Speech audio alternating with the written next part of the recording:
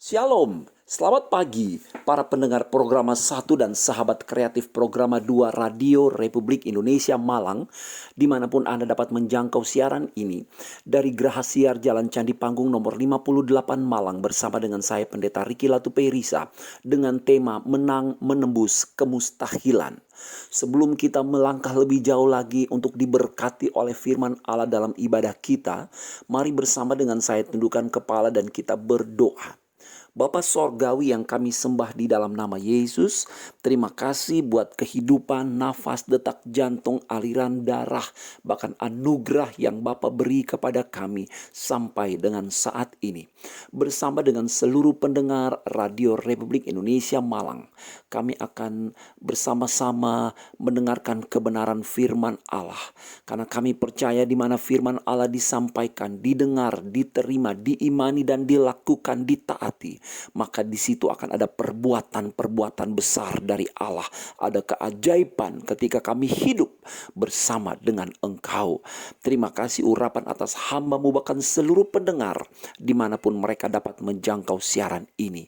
Kami menyerahkan dari awal sampai pada akhirnya segala pekerjaan yang tidak datang dari Tuhan kami tolak, kami hancurkan di dalam nama Yesus. Roh Kudus yang menghidupkan firman yang kami dengar. Dalam berkat nama Tuhan Yesus Kristus kami berdoa. Amin. Puji Tuhan, para pendengar Programa 1 dan sahabat kreatif Programa 2 Radio Republik Indonesia Malang yang diberkati oleh Tuhan. Anak ayam turun 9, mati seekor, tinggal 8. Duduk berdoa kepada Tuhan, mintalah Allah jalan ketetapan. Anak ayam turun 8, mati seekor, tinggal 7. Duduk berdoalah kepada Tuhan supaya terang jalan bersuluh.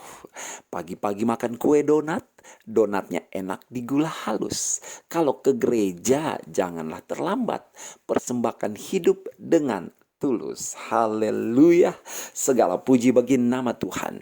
Di pagi yang baik ini sebagaimana tema kita adalah menang menembus kemustahilan, maka saya mengajak seluruh pendengar yang berbahagia diberkati oleh Tuhan untuk kita membaca Alkitab kita di dalam 1 Samuel 17. 1 Samuel 17.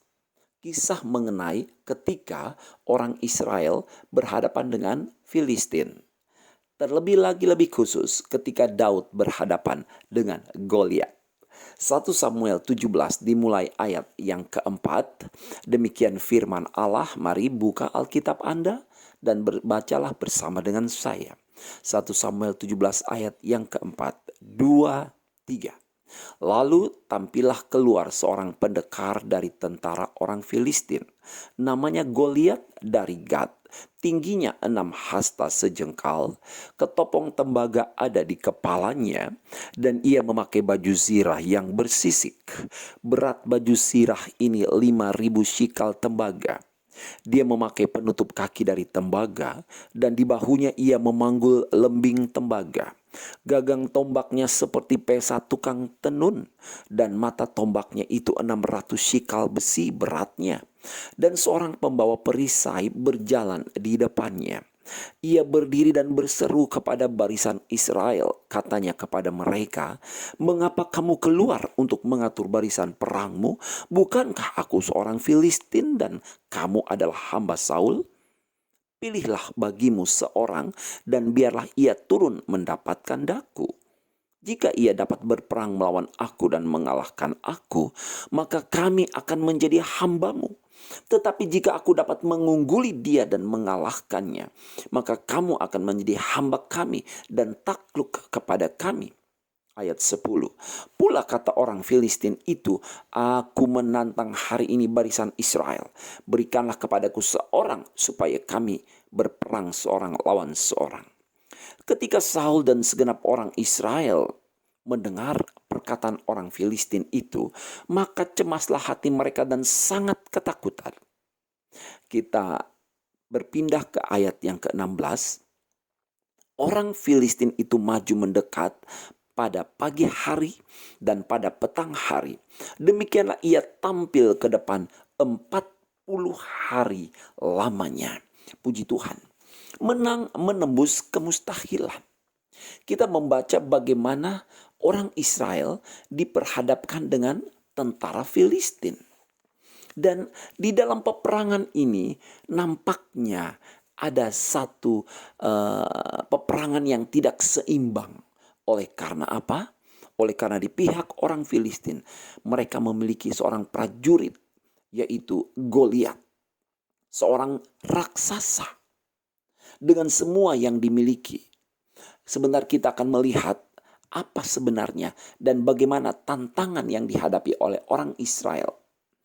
Tetapi kita melihat bahwa para pendengar yang diberkati oleh Tuhan, ternyata di tengah-tengah orang Israel muncullah seorang Daud yang kemudian maju menghadapi Goliat. Mari para pendengar yang diberkati Tuhan, kita maju lagi mulai di ayat yang ke-17. 1 Samuel 17 ayat 17, Isai berkata kepada Daud anaknya, ambillah untuk kakak-kakakmu bertih gandum ini seeva dan roti yang 10 ini. Bawalah cepat-cepat ke perkemahan kepada kakak-kakakmu. Dan baiklah sampaikan keju yang 10 ini kepada kepala pasukan 1000. Tengoklah apakah kakak-kakakmu selamat, dan bawalah pulang suatu tanda dari mereka. Saul di dalam ayat yang ke-19, Saul dan mereka itu dan semua orang Israel ada di lembah Tarbantin tengah berperang melawan orang Filistin. Lalu Daud bangun pagi-pagi, ditinggalkannya lah kambing dombanya pada seorang penjaga, lalu mengangkat muatan dan pergi seperti yang diperintahkan Isai kepadanya.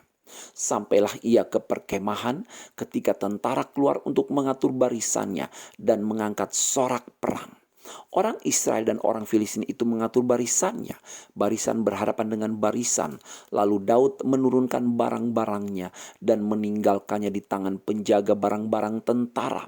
Berlari-larilah Daud ke tempat barisan. Sesampai di sana bertanyalah ia kepada kakak-kakaknya, apakah mereka selamat. Sedang ia berbicara dengan mereka, tampillah maju pendekar itu, namanya Goliat orang Filistin dari Gad, dari barisan orang Filistin. Ia mengucapkan kata-kata yang tadi juga dan Daud mendengarnya. Ketika semua orang Israel melihat orang itu, larilah mereka daripadanya dengan sangat ketakutan. Para pendengar yang diberkati oleh Tuhan, kalau kita membaca kisah ini, saya yakin bahwa kita sudah mengerti ending akhir daripada kisah peperangan antara Israel melawan Goliat, yaitu Daud tampil dan kemudian Daud mengalahkan Goliat. Semua orang Kristen faham dan mengerti akan kisah ini. Tetapi kalau kita membaca, kita memperhatikan dengan baik, menyimak dengan baik kisah ini, maka kita tahu bahwa sebenarnya Daud dan Israel berangkat menghadapi peperangan ini dengan menghadapi kemustahilan. Kenapa saya sebut kemustahilan? Sebagaimana tema kita menang menembus kemustahilan. Kita lihat bahwa Daud sebelum dia memenangkan pertempuran dan dia mengalahkan, membunuh Goliat, Daud sebenarnya menghadapi satu tantangan. Mengapa saya sebut kemustahilan? Karena Daud sebenarnya menghadapi tantangan. Yang pertama, yaitu Daud menghadapi musuh Israel, yaitu Goliat. Siapa Goliat? Secara fisik, tingginya 6 hasta sejengkal. Kira-kira 3,2 meter lah. Jadi satu tampilan fisik yang membuat orang Israel takut. Jadi tantangan yang dihadapi oleh Daud adalah musuh daripada Israel itu Goliat secara fisik. Dia mempunyai kemenangan, kelebihan secara fisik. Dan juga dikatakan ketopong tembaga di kepalanya. Perlengkapan perang yang lengkap. Baju zirah yang bersisik 5.000 shikal tembaga. Itu beratnya 57 kilogram. Bayangkan Goliat memakai baju zirah, pelengkap pelindung, itu 57 kilogram. Hampir 60 kilogram. Itu bobot dari berat seorang dewasa. 60 kilogram. Bayangkan dia memakai baju zirah dengan bobot seorang dewasa 60 kilogram. Betapa kuatnya Goliat ini. Dan dikatakan dia memakai penutup kaki dari tembaga. Goliat juga memanggul lembing tembaga, gagang tombak seperti pesa tukang tenun. Mata tombaknya 600 sikal, besi beratnya kurang lebih 7 kilogram. Itu baru mata tombak sebesar 7 kilogram. Jadi kita melihat bahwa dapat dimengerti ketika mata orang Israel menangkap sosok yang menentang mereka, yaitu Goliat, maka seluruh orang Israel dilanda oleh ketakutan. Bukan itu saja, karakter daripada Goliat ini dikatakan bahwa dia mencemooh. Jadi Goliat tampil dan dia mencemooh orang Israel. Dan orang Israel ketakutan. Cemooh ini di dalam bahasa aslinya yaitu mencela, menghujat, menentang, membahayakan. Jadi kata-kata hujatan, kata-kata kotor itu keluar dari mulut Goliat. Goliat bukan hanya berkata, "Hei, ayo keluar kamu, siapa yang berani menentang saya?" Tetapi ada kata-kata kotor, hujatan kepada orang Israel, hujatan kepada Allah orang Israel, celaan kepada orang Israel. Kalimat-kalimat yang mengintimidasi, kalimat-kalimat yang meneror, kalimat-kalimat yang menebarkan ketakutan. Itu strategi daripada Goliat. Sehingga dia menimbulkan ketakutan. Bayangkan di ayat 16, selama 40 hari orang Israel diintimidasi. Mereka ada di dalam ketakutan. Saudara bisa bayangkan kalau orang dalam ketakutan, apa reaksi orang? Ada orang ketika dalam ketakutan mereka tidak bisa makan. Mereka tidak bisa tidur. Mereka bekerja pun mereka tidak bisa berkonsentrasi. Karena mereka sedang dikuasai oleh ketakutan. Ketika orang hidup dalam ketakutan, semua potensinya lumpuh. Ide-ide, semua kreativitasnya itu lumpuh. Oleh karena apa? Oleh karena dilanda kepanikan yang bersumber dari ancaman, dari ketakutan. Itu sebabnya dikatakan bahwa seluruh orang Israel ketakutan. Di dalam ayat yang ke-16, mereka diteror 40 hari lamanya, pagi dan petang. Setiap pagi Goliat tampil dan menebar teror, ketakutan.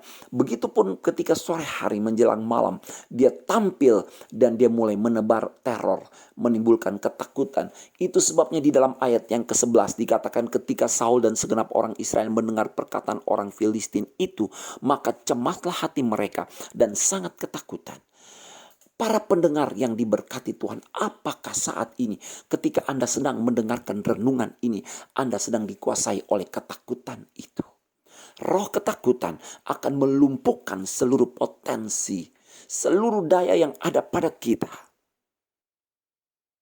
Ketakutan membuat kita tidak dapat melihat kemuliaan Allah.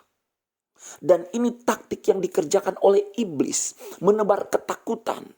Seorang ayah, seorang suami akan ketakutan membawa keluarganya, istri dan anak-anaknya menuju menyongsong hari esok. Ditebar dengan ketakutan, benih ketakutan. Sehingga seorang suami, seorang ayah mulai kehilangan kekuatan, menjadi lemah. Padahal tanggung jawab ada di bahunya, di pundaknya, untuk membawa keluarganya menuju hari esok. Jangan dikuasai oleh ketakutan. Apakah ada seorang istri, seorang ibu yang sedang dikuasai oleh ketakutan? Meragukan kesetiaan suamimu. Khawatir memikirkan masa depan anak-anakmu. Khawatir ketidakmampuanmu, seolah-olah engkau tidak berdaya, engkau tidak memiliki kegunaan apapun di tengah-tengah keluargamu. Begitulah yang ditebar oleh iblis. Roh ketakutan, benih yang mengintimidasi kita, merampas kekuatan kita, menghancurkan, melemahkan kekuatan kita, menimbulkan ketakutan. Iblis menebar ketakutan di muka bumi berkaitan dengan pandemi COVID-19. Begitu banyak orang berbicara negatif, kehilangan kekuatan di dalam Allah. Mari, para pendengar yang diberkati oleh Tuhan, jangan sampai seperti Daud ketika kita menghadapi tantangan yang mengintimidasi kita. Jangan sampai kita menjadi lemah. Tapi kiranya seperti Daud, kita tetap kuat. Karena kita yakin bahwa Tuhan ada bersama dengan kita. Amin. Amin. Tantangan yang dihadapi oleh Daud yang berikutnya. Kalau yang pertama musuh Israel itu Goliat dengan fisik yang menang jauh. Dan juga dengan karakter Goliat yang mencemooh mereka. Mencela, menghujat, menentang, membahayakan. Yang menghancurkan kekuatan, keyakinan, semangat mereka. Yang kedua, apa yang dihadapi oleh Daud, tantangan itu. Yaitu ternyata tantangan itu datang dari saudara kandung Daud sendiri. Mari, saya mengajak kita untuk membaca di dalam 1 Samuel 17 ayat yang ke-28. Ketika Eliab kakaknya yang tertua mendengar perkataan Daud kepada orang-orang itu, bangkitlah amarah Eliab kepada Daud sambil berkata, "Mengapa engkau datang dan pada siapakah kau tinggalkan kambing domba yang 2-3 ekor itu di padang gurun? Aku kenal sifat pemberanimu dan kejahatan hatimu. Engkau datang kemari dengan maksud melihat pertempuran." Perhatikan baik-baik, Daud disambut dengan sikap tidak bersahabat. Daud disuruh oleh papanya, ayahnya Isai, untuk pergi membawa gandum, berti gandum dan minuman, susu, roti dan sebagainya untuk kakak-kakaknya para prajurit yang ada di medan pertempuran. Dan dikatakan kita sudah baca tadi bagaimana Daud dengan semangat pagi-pagi dia bangun, dia menyerahkan, menitipkan kambing domba yang menjadi tugas dia untuk digembalakan. Dia titipkan itu kepada para penjaga yang lain dan kemudian dia melakukan tugas yang diberikan oleh ayahnya. Dia pergi ke medan peperangan, berjalan begitu jauh untuk membawa ransum bagi kakak-kakaknya dengan tulus, dengan begitu bersemangat. Tapi apa yang terjadi? Ternyata Daud disambut dengan tidak bersahabat oleh kakak-kakaknya, terutama oleh Eliab, kakak yang tertua. Tidak bersahabat sekali. Bisa saja ketika Daud melihat hal ini, dia datang dengan tulus, dengan maksud baik, melayani kakak-kakaknya, tetapi disambut dengan tidak bersahabat. Bisa saja Daud pergi, Daud pulang. Tetapi Daud bukanlah seorang pendendam. Daud mempunyai prinsip tidak akan menyimpan kepahitan hati, karena Daud tahu bahwa itu menghalangi pekerjaan Allah di dalam hidupnya. Apa yang dikatakan oleh Eliab? Eliab berkata bahwa pada siapa kau tinggalkan kambing domba yang 2-3 ekor itu di padang gurun? Perhatikan, Eliab sengaja menyebutkan dengan keras kalimat kambing domba yang 2-3 ekor. Mengapa dia sebutkan ini? Eliab sengaja menyebutkan ini supaya dibandingkan dengan Goliat yang besar, seolah-olah Daud itu bukan apa-apa, bukan siapa-siapa, dan tidak pantas untuk datang di medan perang itu. Eliab berkata kambing domba yang 2-3 ekor. Dia tampilkan apa yang Daud kerjakan tiap hari, hanya mengurus kambing domba, hanya 2-3 ekor. Seolah-olah Eliab berkata begitu. Dan sekarang dibandingkan dengan Goliat yang besar, itu Daud sama sekali tidak pantas, tidak layak. Jadi memang Eliab sengaja mengucapkan kalimat ini dengan keras untuk menunjukkan bahwa sebenarnya Daud tidak punya kemampuan apapun juga. Dia hanya bisa mengurus kambing 2-3 ekor. Dan tidak mungkin dia bisa menghadapi Goliat raksasa dengan segala kelebihan, kemampuan, kekuatan yang selalu mengintimidasi orang Israel. Dan kita lihat selanjutnya, Eliab pun berkata apa? Engkau datang kemari dengan maksud melihat pertempuran. Eliab berkata Daud itu datang untuk menonton. Artinya apa? Daud hanya diberi label sebagai penonton oleh Eliab. Tidak lebih penonton, ya penggembira lah, cheerleader yang suka sorak-sorak begitu ketika nonton pertandingan. Tetapi tidak melakukan apapun juga, hanya penggembira. Dan Eliab berkata engkau datang kemari dengan maksud melihat pertempuran ini. Daud diberi label penonton, saudara sekalian. Para pendengar yang diberkati oleh Tuhan, kita melihat di sini juga apa yang Eliab katakan. Eliab berkata bahwa aku kenal sifat pemberanimu dan kejahatan hatimu. Sifat pemberani dalam terjemahan aslinya memiliki pengertian sombong. Jadi Eliab berkata, kakak dari Daud ini berkata bahwa aku tahu, aku kenal kau sombong. Aku kenal sifat kesombonganmu dan kejahatan hatimu. Perhatikan baik-baik, ini tantangan yang dihadapi oleh Daud. Yaitu apa? Fitnah. Saya mau katakan ini pembunuhan karakter. Ketika Eliab berkata di depan orang banyak, Belum apa-apa dia sudah menyudutkan Daud. Dia sudah memberi label kepada Daud. Dia sudah menunjukkan seolah-olah Daud bukan siapa-siapa dan bukan apa-apa yang tidak mampu. Bahkan dia berkata Daud sombong. Daud hatinya penuh dengan kejahatan. Manusia boleh berkata begitu, tapi ingat saudara sekalian, para pendengar yang diberkati, Tuhan melihat hati manusia. Ketika kita menghakimi orang dan kita berkata bahwa dia sombong, dia jahat, maka sesungguhnya sebenarnya Allah sedang melihat hati kita. Dan Allah sedang menemukan banyak hal yang sebenarnya tidak layak juga di dalam hidup kita. Jadi inilah tantangan yang dihadapi oleh Daud. Daud menghadapi tantangan, kemustahilan.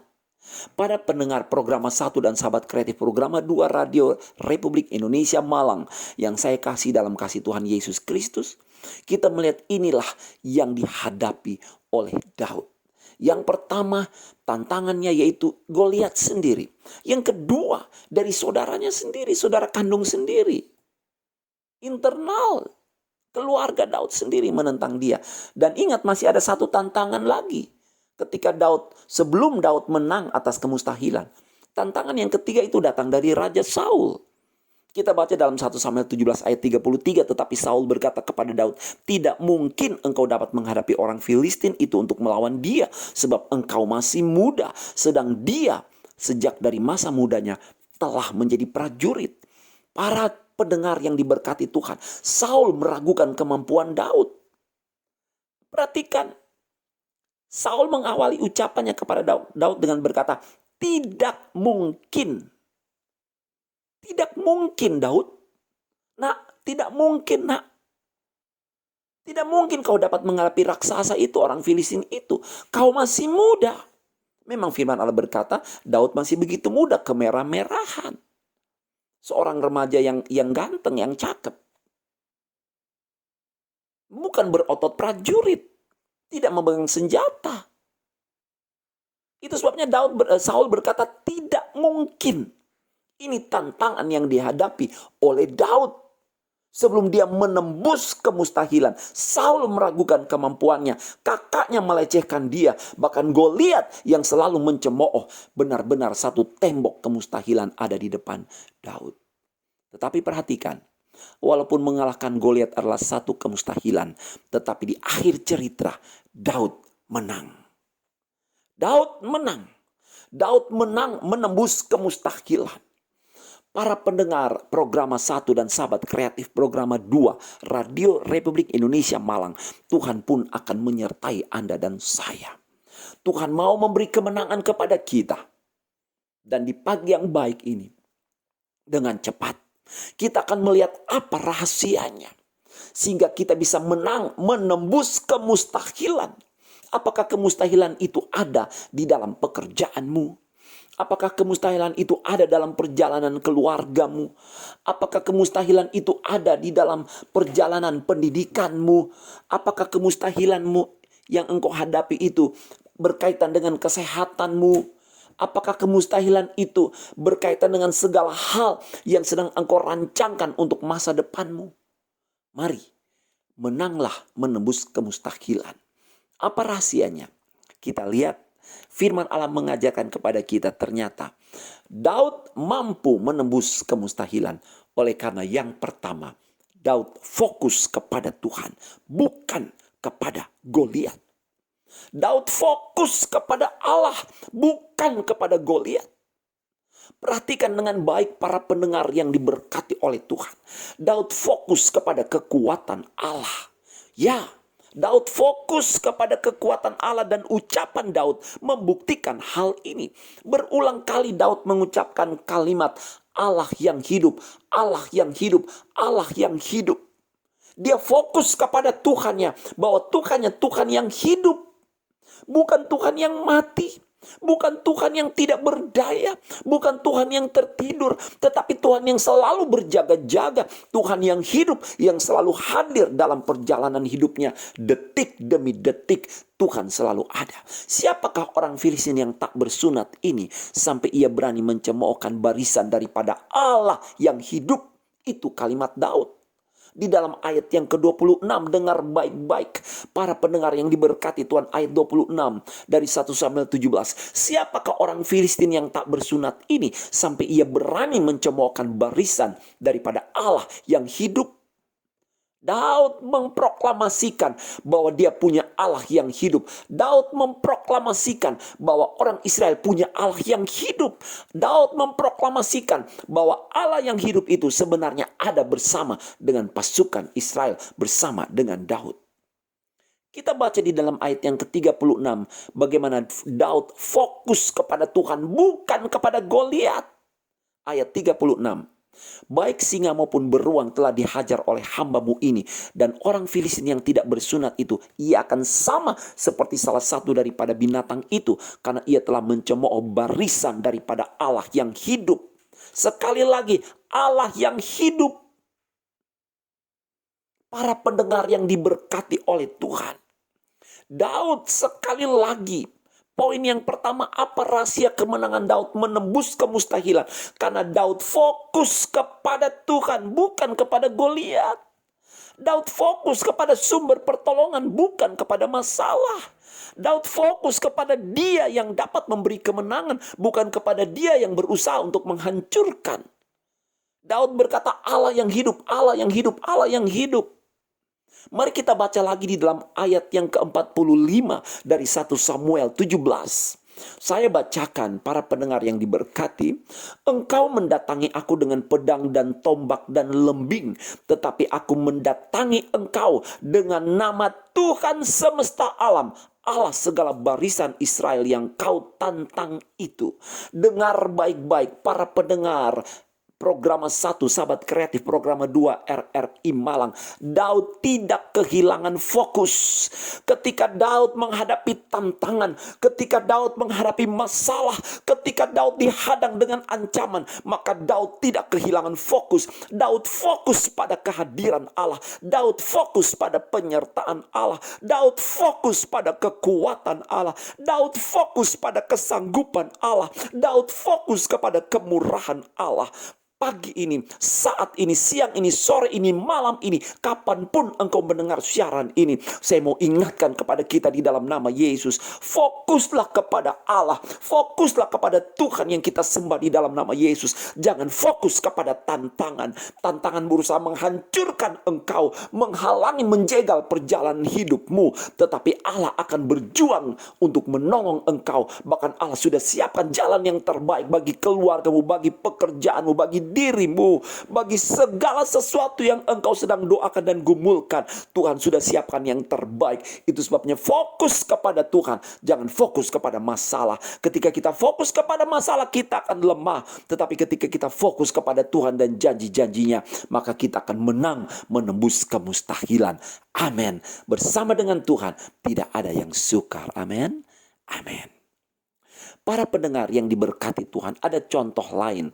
Ketika Israel keluar dari Mesir menuju tanah perjanjian, Israel sempat fokus kepada Laut Merah dan pasukan Firaun, sehingga mereka ketakutan. Saya baca di dalam Keluaran pasal yang ke-14, Keluaran 14 ayat yang ke-10. Ketika Firaun telah dekat, orang Israel menoleh, maka tampaklah orang Mesir bergerak menyusul mereka. Lalu sangat ketakutanlah orang Israel dan mereka berseru-seru kepada Tuhan. Lihat baik-baik, dengar baik-baik. Keluaran 14 ayat 10. Ketika orang Israel keluar dari Mesir, mereka melihat tentara Mesir bergerak mengejar mereka. Sementara di depan mereka ada laut. Kiri kanan mereka ada tebing-tebing gunung, dan mereka tidak punya akses untuk melarikan diri. Dan ketakutanlah mereka, ketakutan dengan sangat ketika mereka fokus kepada laut yang menutup perjalanan mereka, ketika mereka fokus kepada Firaun dan seluruh tentara yang mengejar mereka, maka ketakutanlah mereka. Tetapi dengar baik-baik, Musa mengingatkan orang Israel, fokus kepada Tuhan. Di dalam Keluaran 14 ayat 13, mari kita baca selanjutnya.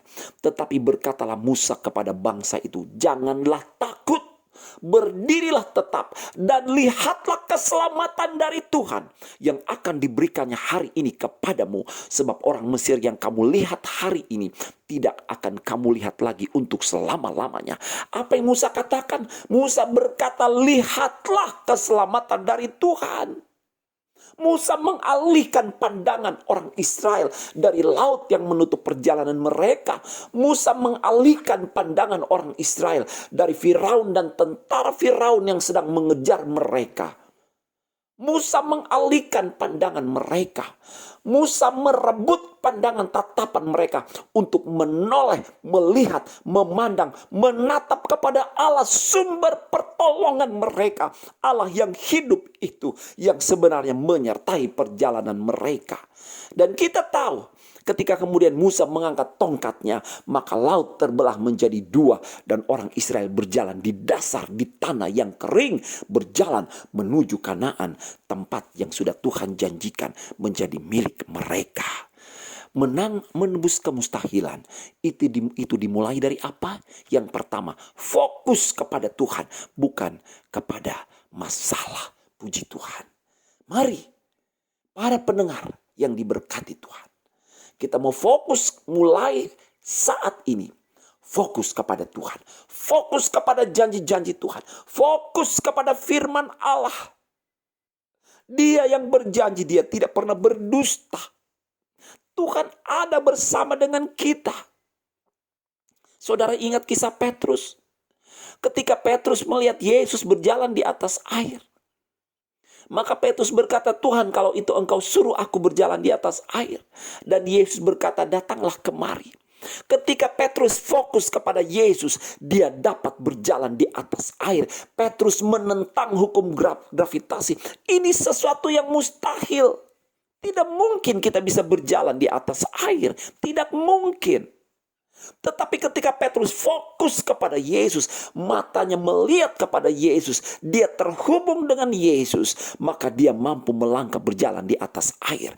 Tetapi apa yang terjadi dalam Matius 14 ayat 28-31, ketika Petrus mendengar deru gelombang laut, angin yang menakutkan, ketika dia melihat ke bawah, maka firman Allah berkata, Petrus tenggelam. Ketika Petrus fokus kepada Yesus, dia berjalan di atas air. Dia menembus kemustahilan. Haleluya. Tapi ketika dia fokus kepada deru gelombang laut yang begitu menakutkan dan mengancam, maka dia segera tenggelam.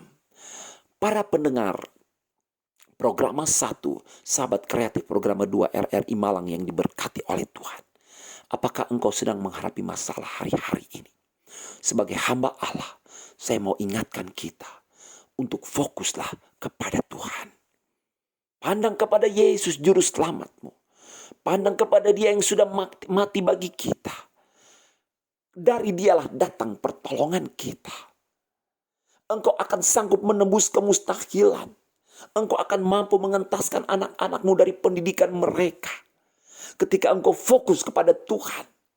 Ketika hidupmu berjalan fokus kepada janji-janji Allah, fokus kepada perintah-perintah Allah, maka engkau akan mampu untuk menghadapi segala tantangan yang ada. Daud berkata dalam mazmurnya, dalam kidungnya di dalam Mazmur 12 ayat 1 dan 2, Daud berkata, aku melayangkan mataku ke gunung-gunung. Dari mana akan datang pertolonganku? Pertolonganku ialah dari Tuhan yang menjadikan langit dan bumi. Ketika Daud ada di dalam masalah, dia mencari-cari pertolongan. Dia menanti-nantikan pertolongan. Dia menunggu-nunggu pertolongan. Kapan pertolongan itu datang? Dari mana pertolongan itu datang? Bagaimana caranya pertolongan itu akan menolong aku? Dan Daud berkata, aku melayangkan mataku ke gunung-gunung, dari mana akan datang pertolonganku. Tetapi kemudian Daud, dia fokus kepada Tuhan. Dia mengarahkan mata, melayangkan mata kepada Tuhan. Dan dia menutup dengan berkata, pertolonganku ialah dari Tuhan yang menjadikan langit dan bumi. Para pendengar yang diberkati Tuhan, fokuslah kepada Allah. Lukas 1 ayat 37 berkata, sebab bagi Allah tidak ada yang mustahil. Dia dapat menolong engkau, Dia dapat menolong saya, Dia dapat menolong kita semua. Apapun masalah, pergumulan, tantangan, ancaman yang engkau hadapi, engkau mampu menembus kemustahilan, meraih kemenangan, mengalahkan Goliat-Goliat yang ada dalam hidupmu. Fokuslah kepada Allah. Sebab bagi Tuhan tidak sukar untuk menolong, baik dengan banyak orang maupun dengan sedikit orang. Sebab Allah lah yang dapat memberi keluputan bagi umat yang dikasihinya dan mengasihinya. Menang menembus kemustahilan. Yang pertama, fokus kepada Tuhan, jangan fokus kepada masalah. Amin. Yang kedua, mengapa Daud mampu menembus kemustahilan? Karena perhatikan, dengar baik-baik para pendengar yang diberkati oleh Tuhan Yesus. Daud berkolaborasi dengan Tuhan menggunakan apa yang Daud miliki. Daud berkolaborasi dengan Tuhan menggunakan apa yang Daud miliki. Daud menggunakan apa yang ada di tangannya. Ini kunci menembus kemustahilan. Daud tidak mengada-ada. Mari kita baca 1 Samuel 17 ayat 38. Lalu Saul mengenakan baju perangnya kepada Daud, ditaruhnya ketopong tembaga di kepalanya, dan dikenakannya baju zirah kepadanya. Lalu Daud mengikatkan pedangnya di luar baju perangnya. Kemudian ia berikhtiar berjalan sebab belum pernah dicobanya. Maka berkata Daud kepada Saul, Daud bilang kepada Saul, aku tidak dapat berjalan dengan memakai ini, sebab belum pernah aku mencobanya. Kemudian ia menanggalkannya. Para pendengar programa 1 dan sahabat kreatif programa 2 RRI Malang, Daud tidak bisa menggunakan jubah perang Saul. Daud tidak bisa. Daud juga tidak bisa menggunakan baju perang dan senjata dari kakak-kakaknya ataupun dari para prajurit. Saul sudah mengenakan itu.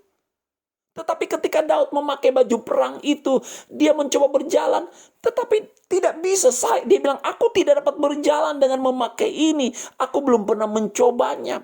Itu bukan milik Daud, itu milik Saul, tetapi dikenakan kepada Daud. Daud bilang, saya tidak bisa pakai ini. Padahal untuk maju di medan perang, seharusnya seorang prajurit memiliki kelengkapan perang. Amin. Amin. Tetapi Daud tidak bisa menggunakan milik orang lain. Kalau ada behind the scene, maka tentu akan ditampilkan adegan bagaimana Daud ini dikerubutin oleh prajurit-prajurit ya, yang mencoba menawarkan pakaian perang mereka, sepatu, tombak, perisai, dan lain-lain.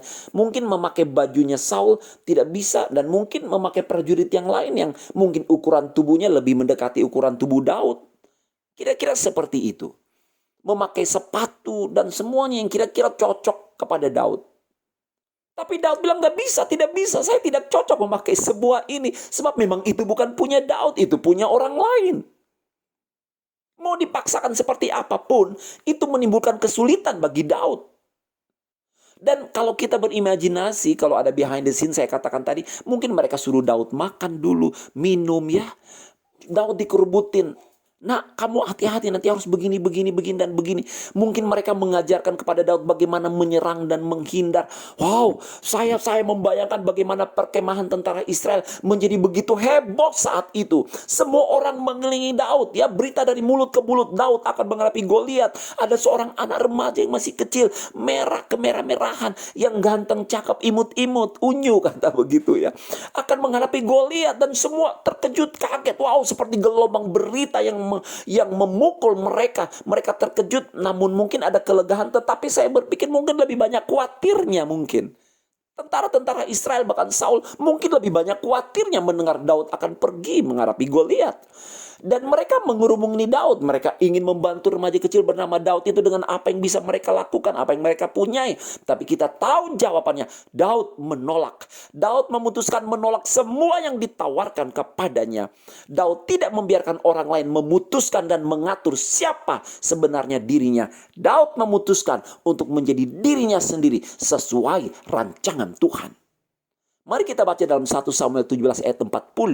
Lalu Daud mengambil tongkatnya di tangannya, dipilihnya dari dasar sungai 5 batu yang licin, dan ditaruhnya dalam kantung gembala yang dibawanya, yakni tempat batu-batu, sedang umbannya dipegang di tangannya. Demikianlah ia mendekati orang Filistin itu. Ia memutuskan, dengar baik-baik, hanya menggunakan apa yang ada di tangannya, yaitu kayu. Daud tampil dengan segala kesederhanaan apa adanya. Dia pergi ke sungai mengambil 5 buah batu. Itu alat peperangan apa itu? Senjata peperangan di mana itu? 5 buah batu dari dasar sungai dan sebuah kayu. Kita tahu itu katapel. Tetapi Daud menjadi dirinya sendiri. Dengar baik-baik. Daud juga mengizinkan Tuhan untuk menjadi dirinya sendiri. Yaitu menjadi Tuhan yang penuh kuasa. Yang berkuasa atas segala pertempuran. Tuhan yang membuat yang mustahil menjadi tidak mustahil. Puji Tuhan. Di dalam 1 Samuel 17 ayat 47, dengar baik-baik, Daud berkata, dan supaya segenap jemaah ini tahu bahwa Tuhan menyelamatkan bukan dengan pedang dan bukan dengan lembing, sebab di tangan Tuhanlah pertempuran, dan ia pun menyerahkan kamu ke dalam tangan kami. Para pendengar yang diberkati Tuhan, selama kita bersama Tuhan, jangan takut untuk menjadi diri sendiri. Walaupun itu dengan segala keterbatasan kita. Ingat baik-baik. Sebab Tuhanlah yang mengerjakan segala kesanggupan di dalam diri kita. Bukankah Roma 11 ayat 36 berkata, sebab segala sesuatu adalah dari Dia dan oleh Dia dan kepada Dia, bagi Dialah kemuliaan sampai selama-lamanya. Di dunia yang kita bisa menjadi apa saja, jadilah diri kita sendiri. Sebab Tuhan sudah melengkapi kita dengan semua potensi yang baik dan diberkati. 1 Korintus 12 ayat 6. Dan ada berbagai-bagai perbuatan ajaib, tetapi Allah adalah satu yang mengerjakan semuanya. Dengar baik-baik, dalam semua orang. Puji Tuhan. Saat ini, apakah kita sedang menghadapi kemustahilan? Jadilah dirimu sendiri. Dengan apa yang ada padamu. Ada orang mau berusaha, dia berkata, Pak Pendeta, modal saya tidak cukup, masih segini, masih sekian. Saya nggak bisa bergerak. Dengar baik-baik. Tuhan punya destinasi yang luar biasa bagi engkau dan saya. Doakan rencanamu. Doakan apa yang engkau akan lakukan. Dan lakukanlah apa yang engkau sudah doakan. Minta Tuhan tolong, minta Tuhan campur tangan. Mari berkolaborasilah dengan Tuhan. Dengan menggunakan apa yang kita miliki. Seorang anak laki-laki dengan 5 roti dan 2 ekor ikan berkolaborasi dengan Allah. Mendatangkan makanan yang melimpah bagi ribuan orang. Seorang ibu janda yang hanya mempunyai minyak sedikit dalam buli-buli yang kecil. Tetapi dengan itu dia bisa membayar hutangnya. Bahkan hidup seterusnya bersama dengan 2 orang anaknya. Dari yang kecil. Ibu janda Sarfat hanya punya minyak sedikit dan tepung sedikit. Tetapi dia berkolaborasi dengan Allah. Sehingga kemudian minyak dan tepung yang sedikit itu selalu ada. Selama musim kekeringan, selama musim kelaparan. Dan dia hidup melewati masa yang sukar. Karena berkolaborasi dengan Tuhan. Menggunakan apa yang dia miliki. Saya mau katakan kepada para pendengar yang diberkati oleh Tuhan. Apapun yang sedang engkau miliki, syukurilah itu. Doakan itu, tekuni itu. Skill apapun yang engkau miliki. Bapak-bapak, ibu-ibu, pemuda remaja, para pendengar, Yesus mengasihimu. Dia sudah bekali engkau dengan kasih karunia. Apapun yang kau miliki, lakukan itu. Tuhan akan menyertai dan memberkati. Yang percaya katakan, amin. Yusuf, apa yang Yusuf punya? Hanya tembok-tembok penjara. Tetapi Yusuf punya roh Allah. Yusuf punya potensi di dalam dirinya. Dia punya kelebihan, dia punya semangat, dia punya kejujuran. Dia punya integritas, dia punya hati yang suci. Dan dia mulai dengan apa yang dapat dia lakukan dari hal-hal yang kecil. Walaupun itu ada di tengah-tengah tembok penjara. Tapi dia lakukan yang terbaik. Saya mau katakan do your best. Maka Tuhan akan do the rest. Lakukan saja yang terbaik. Tuhan akan lakukan juga yang terbaik untukmu. Karena kuasa kemenangan ada di dalam tangan Tuhan. Amin. Segala puji bagi nama Tuhan. Ketika Daud tampil di medan pertempuran. dengar baik-baik. Di dalam 1 Samuel 17 ayat 48, ayat 47. Dan supaya segenap jemaah ini tahu bahwa Tuhan menyelamatkan bukan dengan pedang dan bukan dengan lembing. Sebab di tangan Tuhanlah pertempuran dan ia pun menyerahkan kamu ke dalam tangan kamu. Ayat 48. Ketika orang Filistin itu bergerak maju untuk menemui Daud, maka segeralah Daud berlari ke barisan musuh untuk menemui orang Filistin itu. Lalu Daud memasukkan tangannya ke dalam kantungnya. Diambilnyalah sebuah batu dari dalamnya, diumbarnya. Maka kenalah dahi orang Filistin itu, sehingga batu itu terbenam ke dalam dahinya dan terjerumuslah ia dengan mukanya ke tanah. Ayat 50. Demikianlah Daud mengalahkan orang Filistin itu dengan umban dan batu. Ia mengalahkan orang Filistin itu dan membunuhnya tanpa pedang di tangan. Haleluya. Menang menebus kemustahilan. Yang pertama, jangan fokus kepada masalah, tapi fokuslah kepada Allah. Yang kedua, dengar baik-baik. Saudara yang diberkati oleh Tuhan, berkolaborasilah dengan Tuhan dengan menggunakan apa yang engkau miliki. Penyertaan Allah ada di atas hidupmu. Kasih karunia Allah membuat engkau beruntung, menang menembus kemustahilan.